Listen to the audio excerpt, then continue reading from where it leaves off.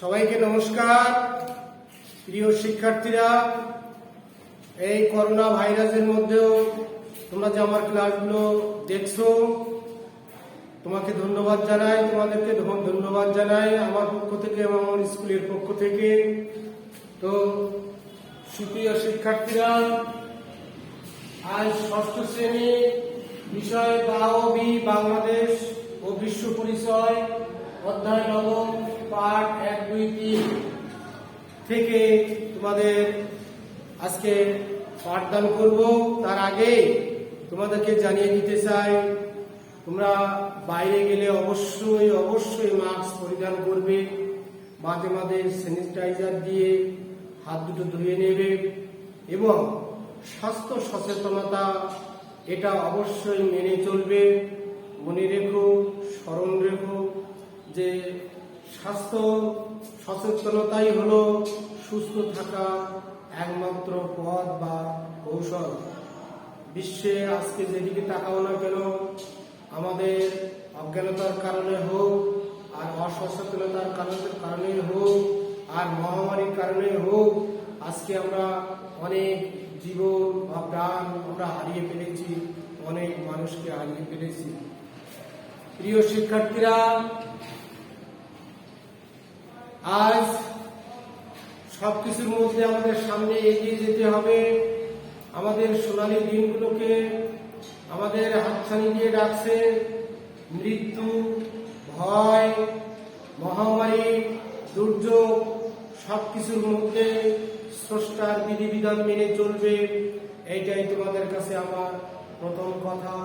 দ্বিতীয় কথা হলো যে যখন স্কুল পুরোপুরি খুলে যাবে, সরকার নির্দেশ দেবে, মাঠে গেলে যে কার্যক্রমগুলো আমরা চালিয়ে থাকি সেগুলোকে তোমরা লক্ষ্য রাখবে। আমরা সুশৃঙ্খলা দাঁড়ানোর পরে প্রথমে আমরা জাতীয় পতাকাকে সম্মান বা শ্রদ্ধা করে থাকি। তোমরা জানো যে দেশের জাতীয় পতাকা, ভাষা, নির্দিষ্ট ভূখণ্ড এবং একটি সরকার, এগুলো একটি দেশের জন্য অপরিহার্য একটা যে জিনিসগুলো লাগে সেই জিনিসগুলোর মধ্যে অন্যতম। তো আজকে পাঠদানে বাংলাদেশ ও বিশ্ব পরিচয়ে বাংলাদেশের পরিবেশ। তো প্রিয় শিক্ষার্থীরা, তোমরা জানো মানুষ নিজস্ব পরিবেশে বাস করে আসছে আবহমান কাল থেকে। পরিবেশের অন্যতম উপাদান হলো মাটি, বায়ু, আলো, যেটাকে তাপ বলে থাকি, এছাড়া পানি। এগুলো মাটি, পানি, বায়ু, আলো পরিবেশের প্রধান উপাদান। তো বাংলাদেশ শুধু নয়, সারা বিশ্ব আমরা মানুষ হয়ে সভ্যতার আলো পেয়েছি বেশি দিন নয়। তবুও বলতে হয় সভ্যতার প্রথম থেকে ছিল এই পৃথিবীটা একেবারে গরম, কালক্রমে সেটা ঠান্ডা হতে হতে আজকে এই পৃথিবীর নতুন রূপ নিয়েছে। প্রিয় শিক্ষার্থীরা, তো তোমরা সেই প্রাকৃতিক পরিবেশ বলো আর মানুষের তৈরি পরিবেশ বলো, যেগুলো না হলে আমাদের অস্তিত্ব আদৌ সম্ভব নয়, সেই জিনিসগুলোর প্রতি তোমরা লক্ষ্য রাখবে। সেগুলো কি?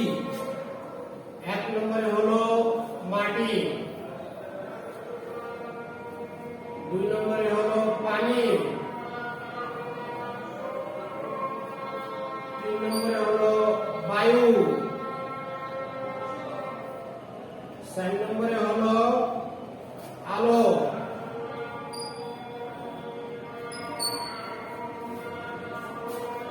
তো আমাদের চারিপাশে যা কিছু আছে তাই নিয়ে আমাদের পরিবেশ, এটা তো জানো। যেমন গাছপালা, নদী, নালা, পাহাড়, পর্বত ইত্যাদি যা কিছু আছে এইগুলো নিয়ে আমাদের পরিবেশ। এই পরিবেশের ভারসাম্য রক্ষার্থের জন্য তোমার, আমার, আপামর জনসাধারণের অনেক দায়িত্ব এবং কর্তব্য রয়েছে। প্রিয় শিক্ষার্থীরা, শুধু আমরাই যে পৃথিবীতে বেঁচে থাকবো আর জীববৈচিত্র্য ধ্বংস হয়ে যাবে এই কথাটা কিন্তু ঠিক নয়। আমরাও বাঁচব, জীববৈচিত্র্যকে বাঁচিয়ে রাখবো, এইটাই হলো আমাদের মানুষ হিসেবে প্রথম এবং প্রধান করণীয়। মানুষ যখন পৃথিবীতে স্রষ্টা আমাদের পাঠিয়েছেন, এই অবস্থায় কিন্তু পাঠায়নি। বন জঙ্গলে ভরা মানুষকে সুশৃঙ্খলভাবে বেঁচে থাকার জন্য সেই বন জঙ্গল পরিষ্কার করতে হয়েছে, নদী নালা, পরিষ্কার করতে হয়েছে রাস্তাঘাট। তখন মানুষের খাদ্য খাবার ছিল একেবারেই সেই আদিম সমাজে।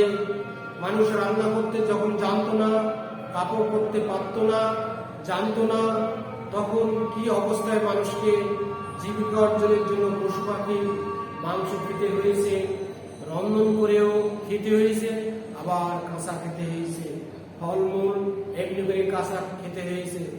যখন মানুষ দেখলো, জানলো, বুঝলো যে কৃষির মাধ্যমে আমরা বেঁচে থাকতে পারি, কৃষি কাজ করে যে ফসলাবাদ তৈরি হয় তার থেকে আমরা জীবিকা অর্জন করে সুস্থ হয়ে বেঁচে থাকতে পারি, এই বন জঙ্গলে আর ঘুরে বেড়াতে হবে না। এই বন জঙ্গল আমাদের অনেক অনেক ঝুঁকি আছে, সাপ, পোকা, হিংস্র জীব জানোয়ার। তো যাই হোক, এই কৃষির সাথে সাথে আমাদের জীবনযাত্রা পাল্টে গেছে। মানুষ যখন জানতে পারলো, শিখতে পারলো যে ধান, পাট, আলু, ভিক্ষু, গম ইত্যাদি এছাড়াও আরো অনেক ফসল আবাদ আছে, সেগুলো আবাদ করে মানুষ খাদ্য উপযোগী যা যা সেগুলো আমরা ব্যবহার করতে পারি, আমরা খেতে পারি, আমরা বাণিজ্য করতে পারি। এমনি করে মানুষ সভ্যতার আলো যখন পেয়ে গেল, মানুষ তখন বন জঙ্গল থেকে মানুষ আসলো গৃহ নির্মাণের দিকে। প্রিয় শিক্ষার্থীরা, আমরা তো মানুষ, স্রষ্টার বিধিবিধানে আমাদের সভ্যতার বিকাশে মানুষের মানুষ হতে গিয়ে অনেক কষ্ট পরিশ্রম করতে হয়, কিন্তু পশু পাখিদের এগুলো করতে হয় না। তো একটা ভাব সম্প্রসারণ, যদিও লাইন দুটি তোমরা স্মরণ রাখবে, পশু পাখি সহজেই পশু পাখি, তরুলতা সহজেই তরুলতা, কিন্তু মানুষ প্রাণপণ চেষ্টার পরে তারপরে মানুষকে মানুষ হিসেবে এই পৃথিবীতে গণ্য করতে হলে তাকে আপ্রাণ চেষ্টা করতে হয়, জ্ঞান অন্বেষণ করতে হয়, তাকে ফসল আবাদ ফলাতে হয়, কৃষি, শিল্প, বাণিজ্য এমনি করে দেশের সঙ্গে তাকে সমতা বজায় রেখে চলতে হয়।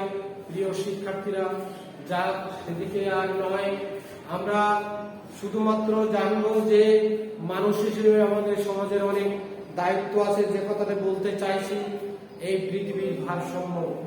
দেখো, আজকের দিনে আমাদের দেশের প্রধানমন্ত্রী জলবায়ুর উপরে ভাষণ দেন। জলবায়ু বৈরী আবহাওয়া, জলবায়ু যখন তখন হঠাৎ হঠাৎ করে বৃষ্টি হচ্ছে, হঠাৎ হঠাৎ করে জলোচ্ছ্বাস হচ্ছে, ঘূর্ণিঝড়, এমনি করে সিডর, সুনামি, আইলা, নার্গিস, আমপানের মতো মহামারী আমাদেরকে যেন গ্রাস করে ফেলেছে।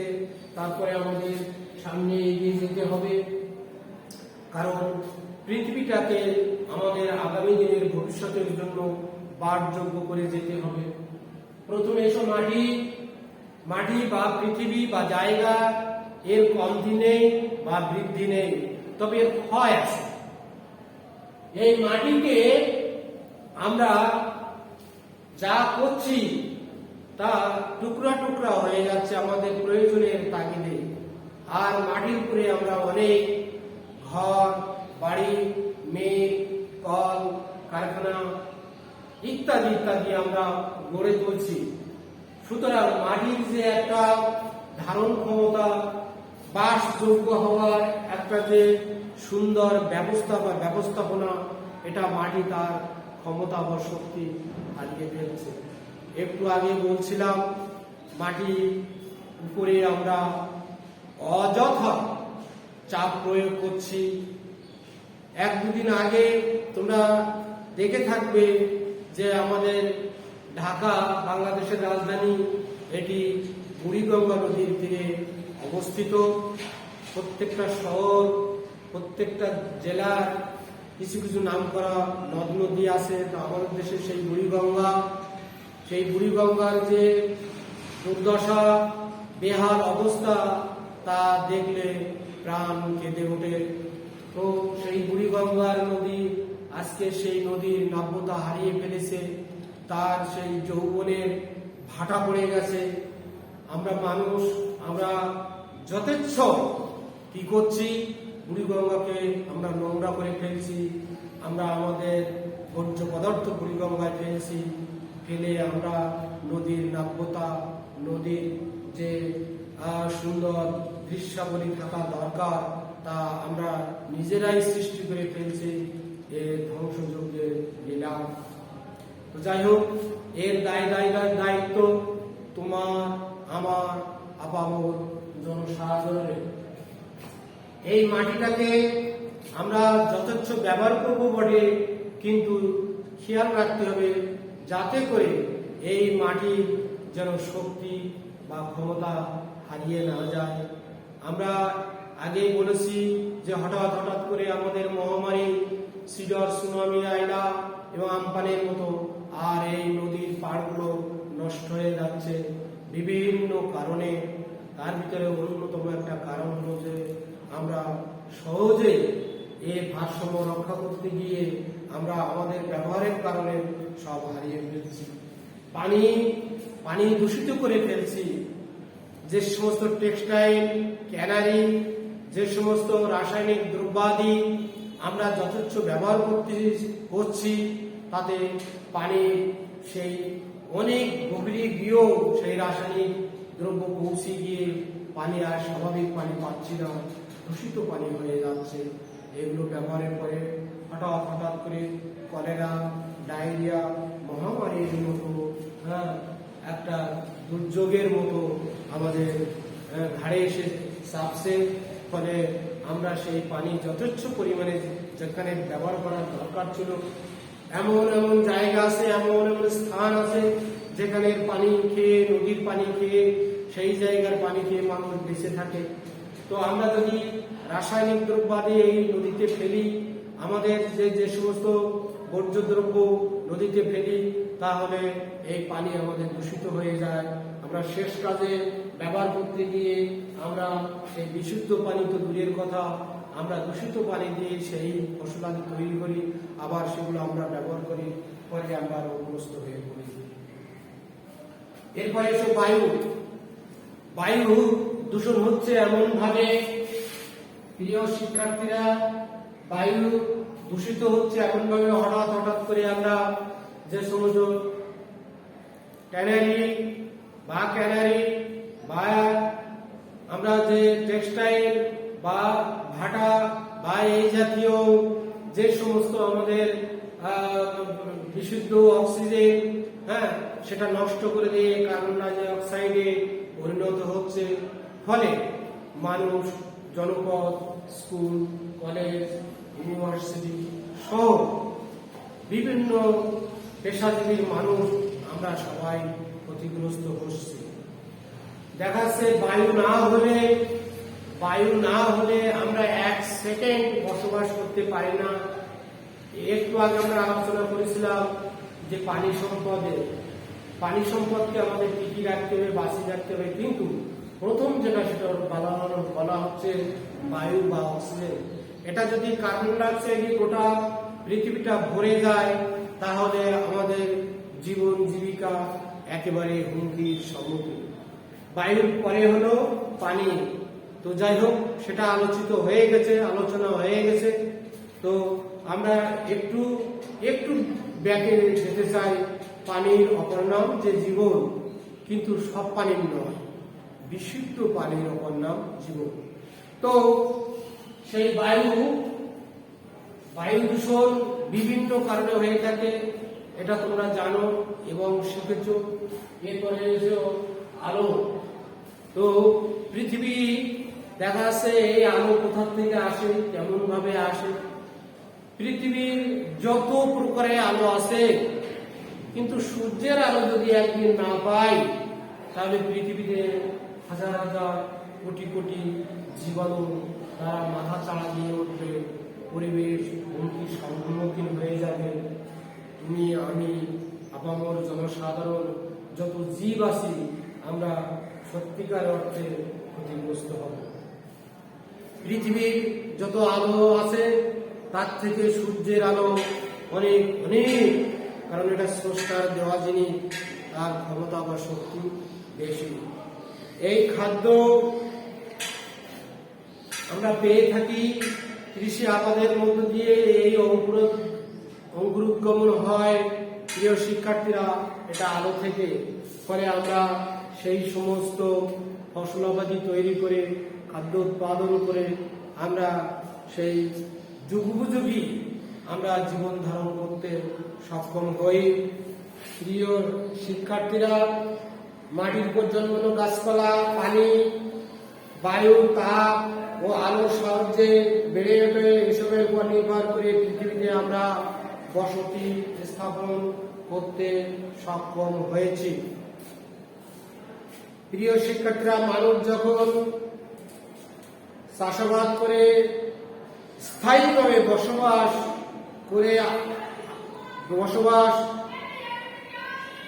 করতে শিখেছে, তখন থেকে মিলিয়েছে তাদের স্বাচ্ছন্দ্য, পরিবেশ, আরাম, আয়েশ, এমনকি সুন্দর সুন্দর ঘর বাড়ি, রাস্তাঘাট, স্কুল কলেজ ইত্যাদি। অনেক পশুকে মানুষ পোষ মানিয়ে তাদেরকে ব্যবহার করেছে, তাদেরকে এই বিভিন্ন কাজে ব্যবহার করতে শিখিয়েছে। দেখো, গরুর গাড়ি, ঘোড়ার গাড়ি, লাঙল ইত্যাদি, এগুলো পশুর মাধ্যমে আমরা সমাজে উপকার পেয়ে থাকি। পরিবেশের সমস্যা ও প্রভাব। পরিবেশের অনেক সমস্যা আছে, বিশেষ করে আজকে পরিবেশে আমরা হুমকির সম্মুখীন। দেখো, মানুষ পরিবেশের যে সমস্যা দেখাতে চাচ্ছে, তার ভিতরে পরিবেশ হঠাৎ করে গরম হয়ে উঠছে। অক্সিজেন থেকে আমরা কার্বন ডাই অক্সাইডের পরিমাণ বেশি পাচ্ছি। একটু আগে বলেছি, একই জমিতে বারবার ফসল এবং যে রাসায়নিক আমরা উপাদান বা সার ব্যবহার করছি, পরিবেশটা ক্ষমতা হারিয়ে যাচ্ছে। প্রিয় শিক্ষার্থীরা, এই যে কার্বন ডাই অক্সাইড কত খারাপ জিনিস, কত ব্যবহারের ফলে আমাদের জীবন বৈচিত্র্য হুমকির সম্মুখীন, এটা তোমরা খেয়াল করবে। আমরা পৃথিবীটাকে আবার নবীন করতে চাই। তো আজকে আমাদের যিনি জাতির জনক বঙ্গবন্ধু শেখ মুজিবুর রহমান, তো তিনি তার এই জন্ম শতবর্ষে আমাদের অঙ্গীকার হোক যে মুজিব বর্ষে গাছ রোপণ, পরিবেশের সংরক্ষণ। মুজিব বর্ষে গাছ রোপণ, পরিবেশের সংরক্ষণ। প্রিয় শিক্ষার্থীরা, কেন বলতে চাইছি এই কথাটি? আমাদের পরিবেশকে বাঁচাতে হবে। মুজিব বর্ষে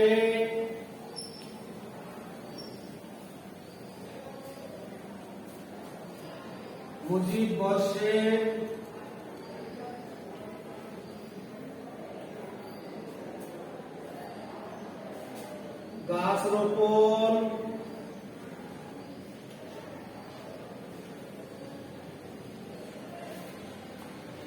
মুজিব বর্ষে গাছ রোপণ, পরিবেশের সংরক্ষণ।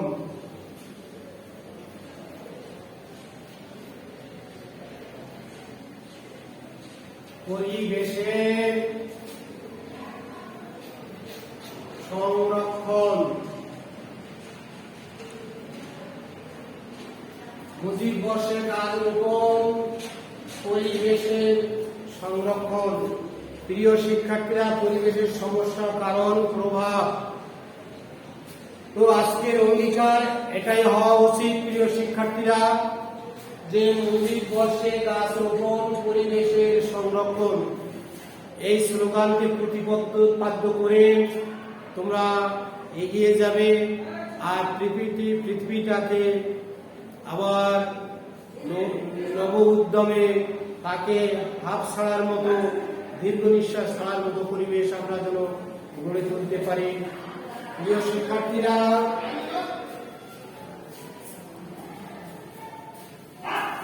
তোমরা জানো যে পরিবেশ বাঁচলে আমরা বাঁচব, পরিবেশ নষ্ট হলে আমরাও ক্ষতিগ্রস্ত হব। প্রিয় শিক্ষার্থীরা, তোমাদেরকে সেই প্রণবের দরবারে সুস্থতা কামনা করি। তোমরা ভালো থাকো, সুস্থ থাকো। আগামী অনলাইনে ক্লাস দেখার জন্য আহ্বান জানাচ্ছি এবং তোমরা বাইরে গেলে অবশ্যই মাস্ক ব্যবহার করবে আর মাঝে মাঝে স্যানিটাইজার দিয়ে হাত ধুয়ে নেবে। একটি জিনিস তোমাদের বলতে চাই যে সেই বিশ্ব মালিকের যে বিধান, সেই বিধান যদি পালন করে কোনো মানুষ, নারী পুরুষ যে অবস্থায় থাকুক না কেন, সেই ধর্মীয় বিধিবিধান পালন করলে পরে তুমি আমি সবাই সুস্থ থাকবো, ভালো থাকবো, পরিবেশ বাঁচাতে সক্ষম হবো। এখানে আমি আমার ক্লাস